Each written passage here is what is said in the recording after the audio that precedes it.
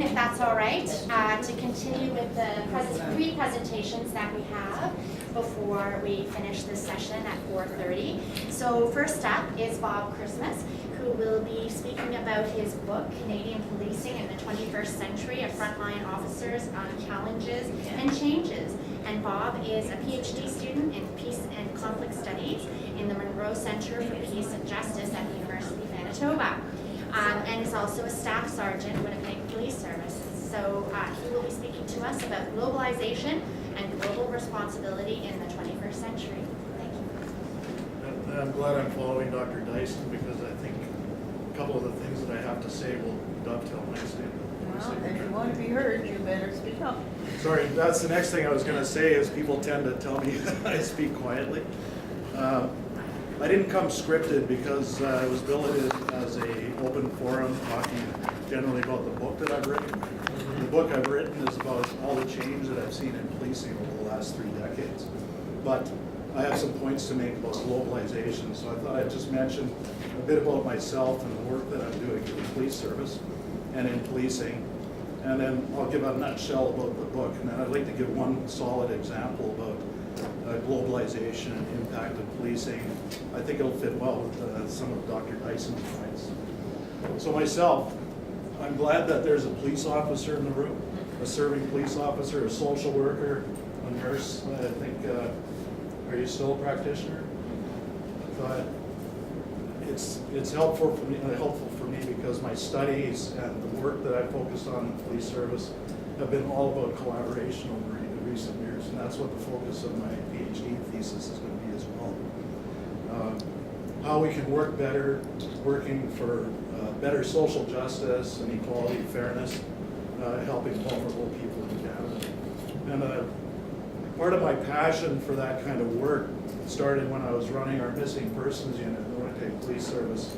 And we may get into that a bit in the questions and answers, but there I got a taste of the kind of satisfaction and effectiveness that you can get out of just collaborating and breaking out of your silos in the service sectors and working together, taking more multidisciplinary approaches. So I've decided to take that experience, build on it with my education, and my PhD thesis is going to focus on what we can do to stop or curtail human trafficking and sexual exploitation in Canada. So I'm in my 25th year with the Winnipeg Police. I'm a staff sergeant right now. That's the top of the rank in the union that I'm in. So I would be the ranking officer on the street or the duty officer overseeing frontline operations in the city of Winnipeg. We got a new police chief about 1.5 years ago, and he gets crime prevention through social development, prevention, sustainable long-term solutions rather than just reacting to problems and not getting at the root causes. And I was introduced to him partly because of what I've written in my book, the focus of my research, and some of that excellent experience that I had intervening with high-risk youth in and around Winnipeg. So I was introduced to him, told him I had some ideas about better community engagement and partnerships, and he said, okay, go to it. So I'm in a really fortunate position right now to have, at least for now, a pretty much perfect praxis of my education, my research in my work. And my book contains a lot of the ideas that I'm trying to make realize through my research and my ongoing work. So just a quick nutshell about the book. It started with somewhat of an epiphany that I had about 4 years ago. That in 1989, I went to police recruit class. When did you go to recruit class? A long time ago.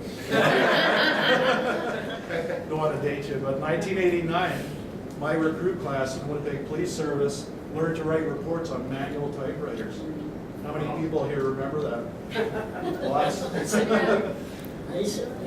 And the epiphany was about how much we've changed, how we're all globally connected through the internet. That was the original title. It stuck with that title for 4 years until it came to marketing with McGill-Queens. But this is a quote that I really like that kind of encapsulates a lot of the ideas. there's so much information, and Dr. Dyson talked about it, information overload that we experience. And, it really would be interesting to see the true impacts of all this information, the impact, and if it's deadening us, you know, to what's going around us in the world. How many people here have teenage kids? How many work with teenagers or young adults? So you've seen some of what drives me crazy in my own house. I've got 4 teenage kids, and it boggles my mind. I can walk into a room and see all 4 of them sitting, texting, and I always ask them, like, you're not talking to each other, are you? But I think an impact that really goes to what you were talking about, Dr. Dyson, is I think that they're losing the ability to communicate and to negotiate, and that's a direct impact on future peace building and building future peace builders. And how do we resolve conflicts and deal with each other in the workplace and in society if we can't communicate with each other? And surprisingly, I've talked to quite a few frontline policing supervisors recently, and a lot of them, top of mind is their concern over officer safety and effectiveness, because X and Y generation officers that are out there that have their faces very, you know, screen sucking, they call it, screen sucking with their portable devices. It's a serious concern. I wonder how that impacts workplaces nowadays.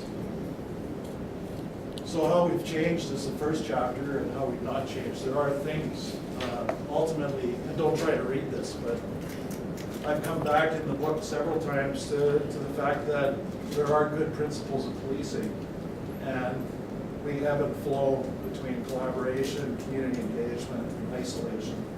Agencies tend to, you know, drift back into isolation, work in silos. My work in the police service is trying to engage the community better now and collaborate, but some of the good principles, the police are the people and the people are the police. Those are good guiding principles that were laid out by Sir Robert Peel when he established the Metropolitan Police Service in London, 1829. So I highlight that, the fact that a lot is changing, but some is also for the better. Justice economics, a lot of the discourse in policing and justice across the country right now is the new economics of policing. And what that really is just finding ways to close the policy gaps and the practice gaps between service agencies and work better together. And in fact, many police chiefs across the country are saying, you know, I know you want to make an announcement, it's election time, but we don't want more police officers. What we really need is those resources for more analytical purposes. We need staff members. So it's not just about adding police officers per capita. There's a greater recognition about trying to do something about the root causes of social problems that we're working on. I tried to highlight how statistics are sometimes misused, or, as we all know, stats can say anything you want them to say. There's a lot of talk nowadays about how violent crime is reduced. I was off the street for several years working as a duty officer. When I came back and hit the street, I was shocked by the amount of extreme violence that we're seeing. Maybe not the higher incidence of it, but the incidents of violence that we're seeing are more extreme, maybe due to gang violence. And so I've highlighted that, and I was able to find some literature that kind of explained that. Although there's been a reduction in many classes of crime, partly because of the fact that they're interpreted different or described differently, but crime is way up. Even though it's down over the last decade, it's way up over what it was per capita in the 1950s and 60s. So there's some interesting perspectives that you can take on violence in Canada. This is what we started with in 1989, basically a pistol and a stick. Now we've got an advanced stick, but Vincent and I were just talking at break about how accountability and transparency has changed. And now the use of force is a whole science that new police officers have to learn. They have to be able to articulate the level of force that was offered and why and how they deployed a certain tool from this wide arsenal. And you're pretty much damned if you do and damned if you don't in many cases. So why did you go to the next force option? Why didn't you? They're really up against it nowadays. So the accountability has really changed over the last 2 decades. The average teenage kid walking around with a smartphone nowadays has more immediate access to information than senior government officials had 20 years ago. It's mind-boggling. You can get anything on the internet. The impacts of that, who knows? And I'll give an example of how we've become globalized in a couple of minutes. The science has changed. I wrote a whole chapter on miscarriages of justice and many cases that have been found to, for various reasons, to have made wrongful convictions in our current system. A lot of them are solved through science, DNA. Vincent works in identity, might be able to correct me on a point or highlight, but serious crimes in Winnipeg and homicides, major sexual assaults, we keep those exhibits forever because we know that the science is continually evolving, and DNA advancement has cleared a lot of people. It's also caused some convictions where people had previously escaped. Demographics in the workplace. We're really experiencing a brain drain as a result of baby boom retirements. But the modern police leaders in all government agencies, and I guess every workplace nowadays, has to contend and be effective leading multi-generational and age-diverse workplaces that were, it's a whole different issue than it was 20 years ago. Education and policing, don't get me started. But we're lacking some industries. I was asking Vincent what kind of support he's getting with his postgraduate education from the police service. I find that we're generally lacking. We're going through an evolution that the military went through about 20 years ago. Now, to be a senior officer in the military, you basically have to have the equivalent of a master's degree or higher. But the difference is they'll give it to you as well. They go, okay, you're up for promotion. We'll see you in a year. Work on your PhD. Policing, we're still kind of struggling. Oh, I'm sorry. I can't hear you. You said they have to get what before police officers involved, they have to. The policing, I feel like I'm screaming. I'm sorry. No, you weren't. I I'm normally just heard it soft-spoken. back here. The police industry, the profession in general, is lacking behind other similar agencies like the military. We're just going now through evolution to a requirement for higher education that the military went through 2 decades ago. Where else, what other industry can you become the head of a $500 million budget organization with a grade 12 education? That's still happening in Canada. Although the high end, in policing now is where they're going to competitions. Generally, a master's degree is required, but I haven't seen a PhD police chief in Canada yet. There might be. And I've devoted chapters to issues, and this is where another connection, and I really thank Dr. Juliel for mentioning the connection of my work with peace studies. My studies over recent years in peace research I find fit really well with my peacekeeping, peace building work in policing. And the language is all throughout my book, that language and ideas of peace research and peace studies. So I actually thought that I would get some blowback over some the ways that I've gone about looking at some issues. For instance, in Manitoba and Saskatchewan and many parts of Canada, our populations in the prisons are 70 to 80% Aboriginal. Well, now we're learning about the transgenerational effects of colonization, and we can see direct links on why that kind of oppression is occurring. So I've characterized that as the new reserves in some cases. We really need to work more diligently, desperately, to stop that trend because it's not sustainable. I think we're 400 dead short in in the prisons right now in Manitoba. And recidivism among youth is 80 or 90%. So we're not effective at stopping recidivism, and we need to be. So I've criticized the tendency of some politicians or governments to want to announce stiffer penalties on crime if they're not also announcing resources for the programming that's required to make it effective.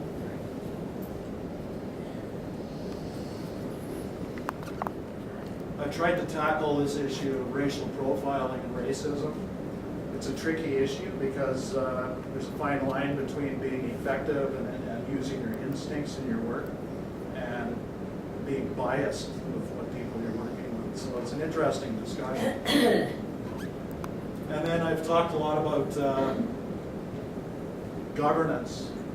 You know, Canadian cities, the majority of our populations now live in major urban settings, and yet much of our acts and our authority comes from provincial legislation that was created when the provinces were established. One example that I've given about the trickle down of resources for policing is, post 9/11, this huge counterterrorism intelligence infrastructure was built, but it didn't equate to a pair of boots for a police officer in the field. And yet they're the ones that are most likely to encounter terrorists. In Canada, it's quite disturbing to hear, but it's considered a fairly soft target, a place to play and train for terrorists. And that goes into one of the negative aspects of the internet and these huge social media platforms that allow people in terrorist networks, organized crime networks to be connected globally in real time. They can activate cells all over the world instantaneously through Facebook. So it cuts two ways because I see a lot of positive benefits to it as well.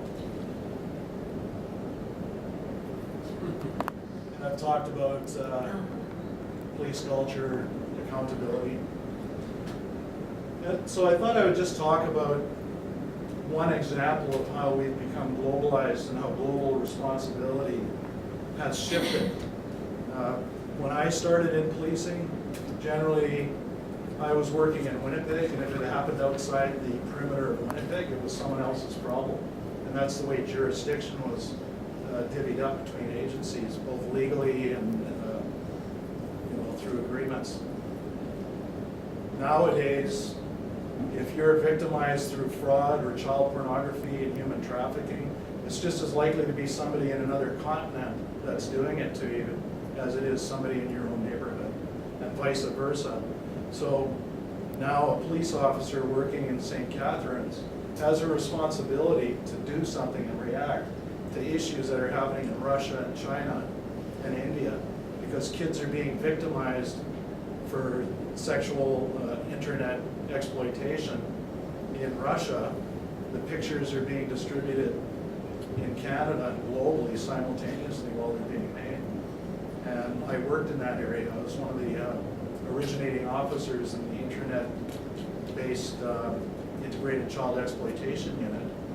That started with a database that we captured in Texas, and it was distributed worldwide. And as a result of that, about 10 years ago, we established the first unit for Winnipeg region. And we were investigating internet-based child exploitation through pornography. And one example that I thought would highlight globalization and the impact of the advancement of the internet was a case when I was working in that unit. I received a package from the state police working with Interpol in Wiesbaden, Germany. They sent a DVD with an explanation to our unit in Winnipeg saying, okay, we were working in an undercover capacity, trading child pornography with somebody on the internet. And what they would do is send images that are borderline illegal or close. And the way internet collectors operate, they trade and they make collections. So these undercover police officers were sending images to somebody on the internet and receiving back this just horrific images of child molestation. And they captured the internet service provider, sent that to Winnipeg and said, here's the images that we sent, here's the images that this person sent back. They're using a Manitoba telephone system URL. So I went and got a search warrant on Manitoba telephone system for the subscriber records. And then subsequently, it was a guy living in the north end of Winnipeg. Went out and got a search warrant for the house. And we went and knocked over that house and made the arrest of this guy. He had in his possession one of the largest collections of child pornography at that time that had been captured. But also he had little packages that he had developed around 24 women, live women in Winnipeg who he was stalking. He had pictures of them, stories he was writing about them, maps to their homes. They didn't know they were being stalked by this guy. So we went around and talked to all of them. We got into a bit of a legal discussion with, we brought a special prosecutor dealing with privacy issues from Ottawa to talk about whether we could charge this guy with criminal harassment. An element of criminal harassment is that you have to be afraid based on what the person's doing. So the way we went at it, these women didn't know they were being stalked. So we went around and talked to all of these women. I explained to them what had happened and asked them, how do you feel about that? They said, well, I'm afraid of that. We took that back to the prosecutor, but they just wouldn't proceed because there was no case law on it. But that's another example of the challenges that we have with globalization, that a lot of this is uncharted territory. So just over the last couple of days, I was writing an op-ed piece, as it happens, on thinking about globalization. I was writing an op-ed piece for the Winnipeg Free Press about the internet. And I really liked your comments and some of the other comments that have been made about this uncharted territory in the internet, who is policing it.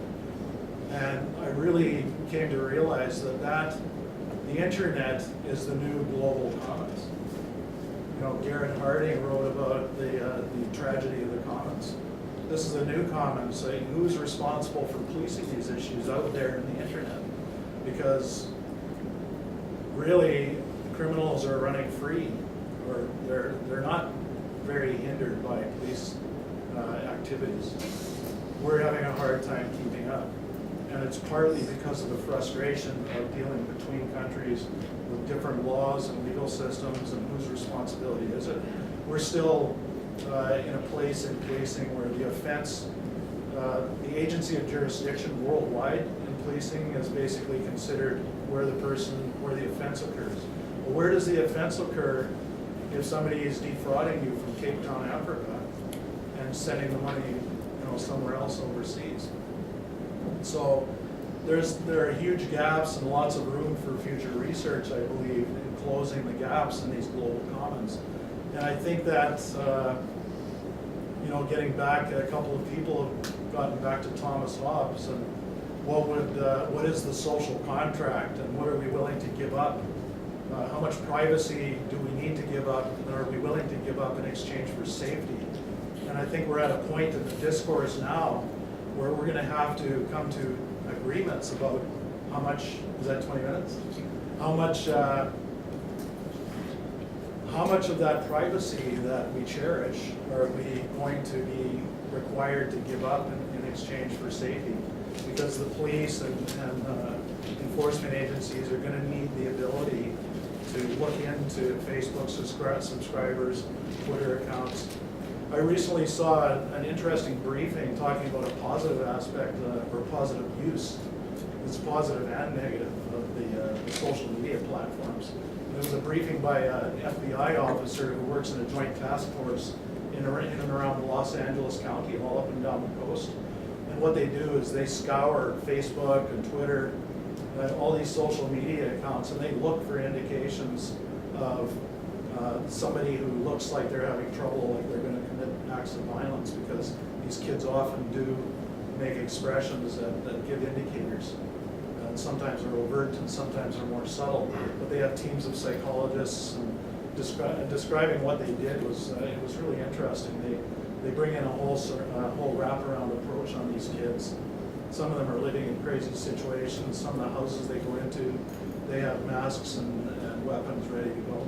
Other ones are more at the front end, where someone's just starting to develop problems, but they really have got a clear understanding about indicators now, so, after a couple of the tragedies that they've had down there. So it's a positive, but it's also a negative, because it's unfortunate that these kids are expressing in that way. So that's my 20 minutes blurb on my book. I've talked a lot about social justice and how I think service agencies and the whole community and the public discourse on some of these social issues needs to change so that individual responsibility is restored. I mentioned Sir Robert Peel, the people are the police and the police are the people. I think that's where the public discourse has to go now, because ever since the age of industrialism, and we left the farms, we've come to rely too much on schools, policing, health, to take care of all these issues, and individual responsibility, I think, needs to be increased. That responsibility needs to be shared, because otherwise we're going to stay on a sustainable trajectory of ineffectiveness. So, questions?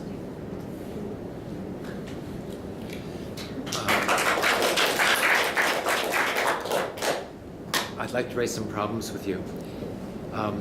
The Peel formula that the police are members of the public, in political theory, we make a distinction, actually, between the police and the judicial system. Whereas the judicial system is considered to be part of civil society, independent of the state, or autonomous of the state, we consider that the police are agents of the state and respond to the authority command structure of the state itself, and presumably, the government in place. I think this has resulted in latter times in the politicization of the police, and this is becoming problematic, especially in Montreal, where we find that the police are now choosing to implement a municipal regulation which allows them to determine whether or not a given demonstration is legal or illegal. And the choice is being made on a political criteria rather than on any other criteria of social necessity or social security. Another example is the choice of the police which prioritize the public security when it comes to a certain population, but we've seen a lack of attention to the disappearance of the Aboriginal women in Canada, which is a massive phenomenon. And I think those are just two examples that I would bring your attention to and ask for your comment upon. I think there's still a great deal of political autonomy that was built into the system and it expresses itself. I know that, in fact, from my direct experience in policing, no politician, we can't even get an opinion from the prosecution's branch often. They ask us to use our judgment and enforce the law the way we see fit, and they'll judge the facts that we bring them. So I don't see that we're being interfered with politically. That's my point. It seems that the police are making political decisions on their own. I think that we still have laws on the books against not having somebody walking with a lantern in front of a covered wagon at night. Like the whole range of laws that exist that aren't enforced. There is some decisions that are made within policing, but I think they're made within policing with a sensitivity to what the current values and wishes are of the community that they're serving. How is this regulated? Is there a civilian review board, for instance, in most municipalities, or? Yeah, in fact, Winnipeg was among the last to have a civilian oversight board, but I think every police agency in Canada, most, if not all, have civilian oversight boards that are supposed to act as a intermediary between the politicians, the political elements. But the fact is, the criminal law, as far as criminal law goes, it's against the law basically to interfere with police operations. And I've never seen politician making any headway trying to influence whether we should make an arrest or not. It still feels very much an autonomous system. That can be problematic in and of itself. If the police choose to undertake a political criteria on its own.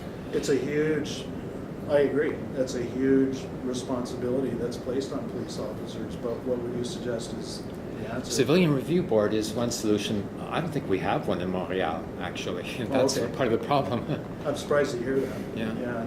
But, I agree, it's a huge responsibility, and if that responsibility is going to be placed on the police, then they have to be sensitive to changing community demands. And a big point that I've tried to emphasize in the book is that those demands are constantly changing, and we need to change with them and be flexible.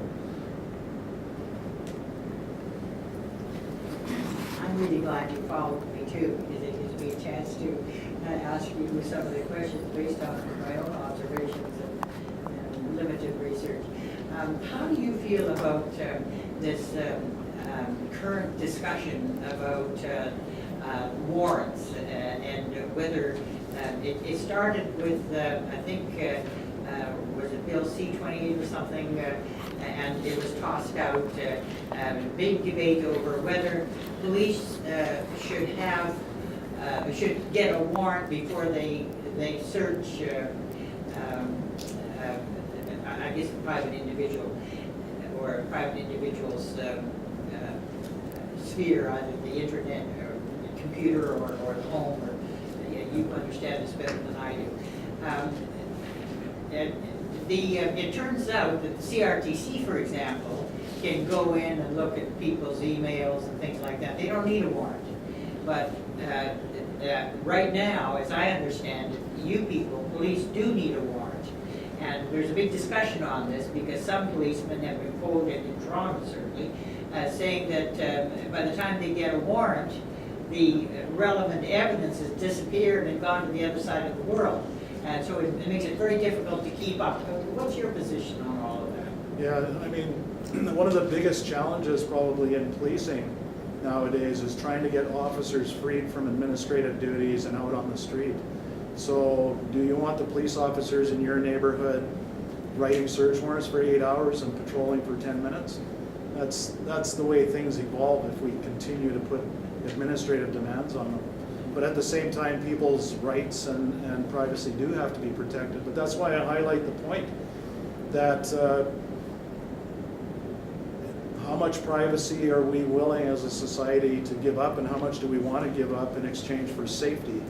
Because it becomes an issue of, do we want to intervene with organized criminals and terrorists and child sexual molesters that are making money through the internet? It's a balance.